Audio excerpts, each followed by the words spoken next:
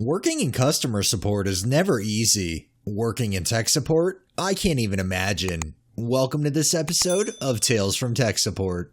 Our first tale is from Undercover Chud.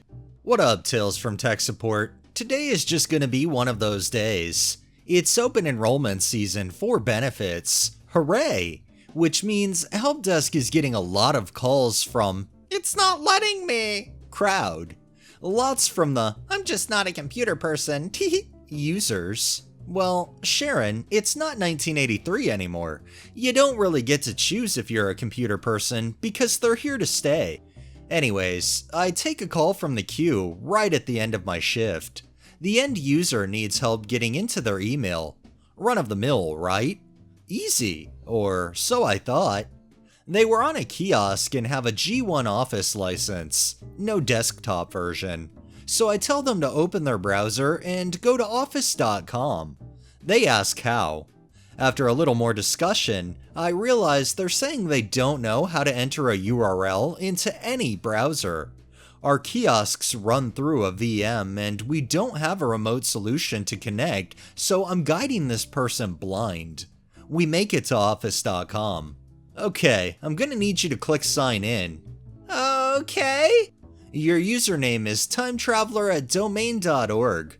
Great, okay. So it's asking me for a password. What is it? It's the same password you used to access the kiosk. You logged in with your username, not a generic one on a sticky note, right? Yes, okay. It's the same? It's the same. Tisk tisk and .org. Wait, your password isn't your email address. It's not? No, your password for your email is the same as the one you used to log into the kiosk. Crickets chirping.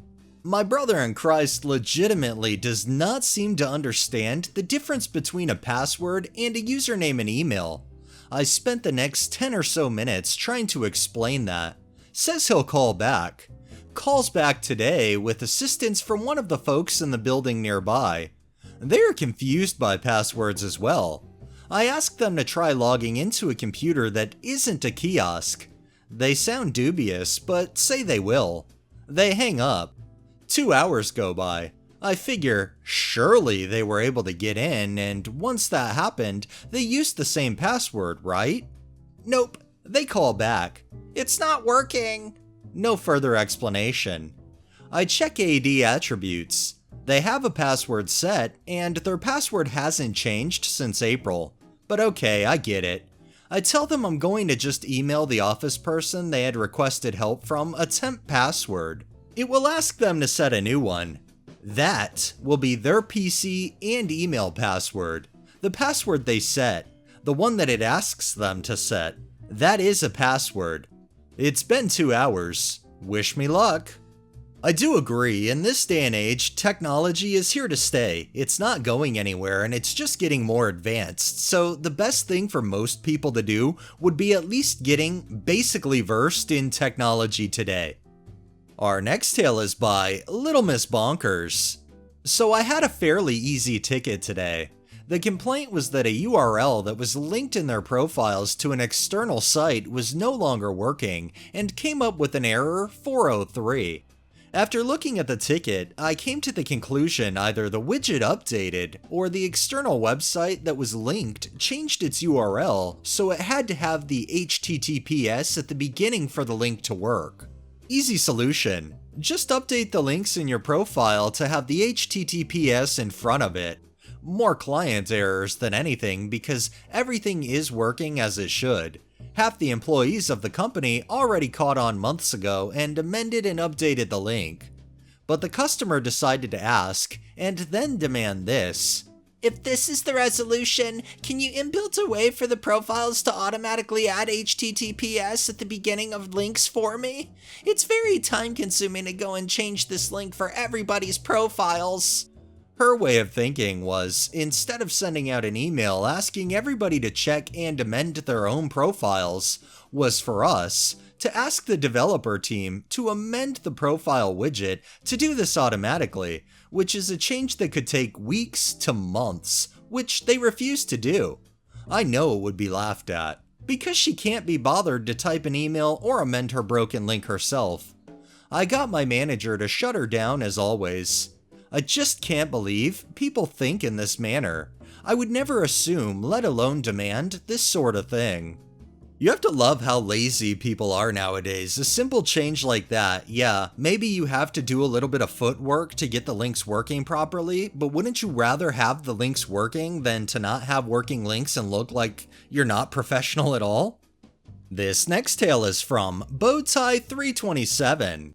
I work for an international home furnishings manufacturer. I support over 8,000 people, and most of them, while pleasant people, are awful at letting me and my team help them.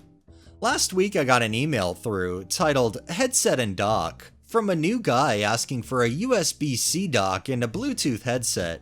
No big deal. I'd call him, find out where he is on the site, and reassign it. Imagine my delight when I opened the email to see he'd included his office, desk number, and that it was time sensitive, even expressing the model numbers of the kit his colleague had, asking for the same. I reassigned it to the hardware team and got on with my day. Today he emails again, CCing our department's director, not with a request, but expressing his thanks at our prompt IT service, and it was very pleased, and despite how busy the team is and the size of the company, he received his equipment in plenty of time with zero hassle, and he's worked for much larger companies that didn't hold a candle to us. Not a particularly interesting story, but a feel-good one. It demonstrates that if they do the bare minimum in supplying information, they get a far better and faster service. What I'm most impressed by is he was new, and there's people in the company who have been here way longer than me that still don't preempt the questions we'll ask to get the ball rolling. Well done, guy. I'd say that's an employee that's got a future with the company and is definitely going somewhere. They knew exactly how to get the assistance they were seeking, and then they went out of their way to express a thanks. That just shows that the employee was grateful for the help they received, on top of they weren't demanding, which I think goes a long way. And our final tale is by That VHS Tape Guy. A business I once worked for, and now consult for on occasion, needed a new PC installed for one of the accountants. The old PC evidently had some hardware faults, because it kept locking up solid, frozen mouse and buzzing audio, with no useful information in Event Viewer.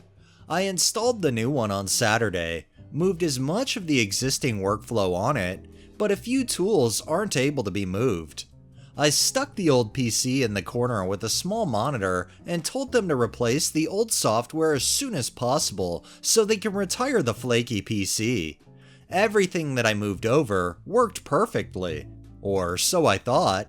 The following Monday I get a text from the other accountant complaining of no network access on her machine, and the machine I just installed. Then I get a phone call from a secretary helping out the accountant. Shit. Thus begins an hour of telephone-induced frustration. We went around in circles for most of the call. I had them try ipconfig and renew a few times, or as they wanted to type it, ipconfig/renew. They also managed to read all of the useless stuff from ipconfig's output without telling me anything that actually mattered, like the IPv4 address. Eventually, I did determine that nothing was able to pull DHCP leases. Tracing the cables wasn't any easier as I misremembered which color cables I'd previously installed, and the users had to move a big desk to find the plate in the wall. Finally, we got down to some troubleshooting. The second accountant's computer, when directly plugged into the wall, could access the network.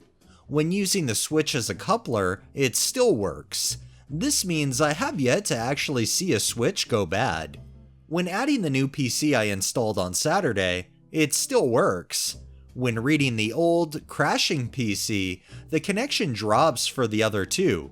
Wait, what? Unplugging it made the network work again? Huh? I had them turn on the monitor for the old PC. Lo and behold, it was frozen. Nobody could hear the buzzing audio because I had plugged the speakers into the new PC. One hard reset later, everything is happy again. A cursory post-modem Google search turned up a few other cases of this. Now part of me wants it to happen again so I can stick Wireshark on it. The other sane part of me doesn't want another phone call while I'm brushing my teeth.